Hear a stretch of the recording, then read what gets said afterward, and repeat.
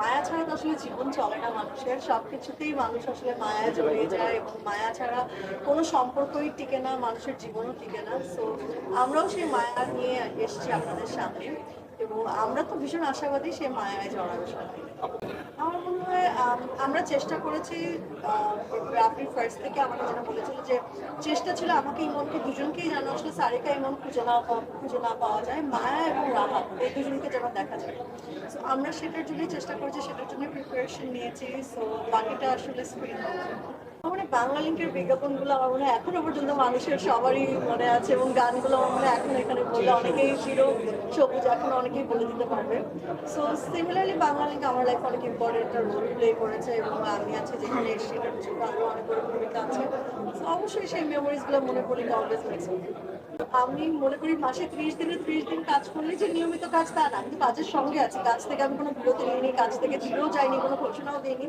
কাজ করছি কিন্তু কাজের মাত্রাটা একটু কমিয়ে এনেছি, কারণ আমি আমার কথা হচ্ছে এরকম যদি অনেক কাজ র্যান্ডম করার থেকে ভালো বেছে একটা দুটো এক্সক্লুসিভ কাজ করার, তাহলে সেই মার্কটা আসলে রয়ে যায়।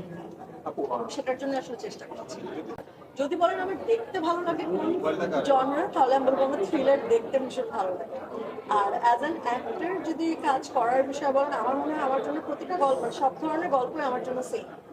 কারণ হচ্ছে যে কোনো গল্প, সেটা যে কোনো জনরার হতে পারে থ্রিলার হতে পারে, কমেডি হতে পারে, রোমান্টিক হতে পারে, ইমোশনাল হতে পারে, মেলোড্রামা। কিন্তু আমার যদি গল্প পছন্দ হয় এবং আমার ক্যারেক্টার যদি পছন্দ হয়, সেই ক্ষেত্রে আমার মনে হয় সব জায়গায় আমরা আমাদের 100% ট্রাই করি আমাদের বেস্ট।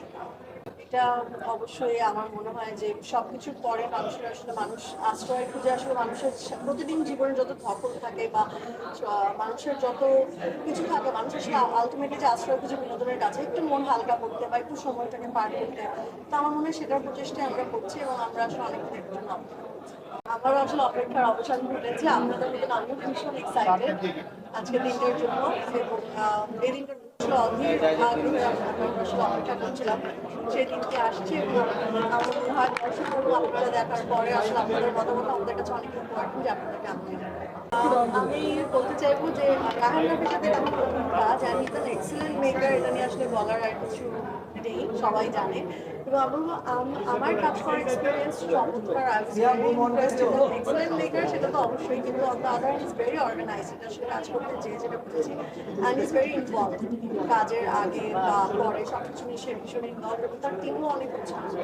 আর ইমনের সাথে কাজের অভিজ্ঞতা বলতে, ইমনের সাথে আমার মনে হয় প্রায় 5-7 বছর পরে কাজ করতে, তো বেশ ভালোই লেগেছে একসাথে আবার কাজ করতে, আবার একসাথে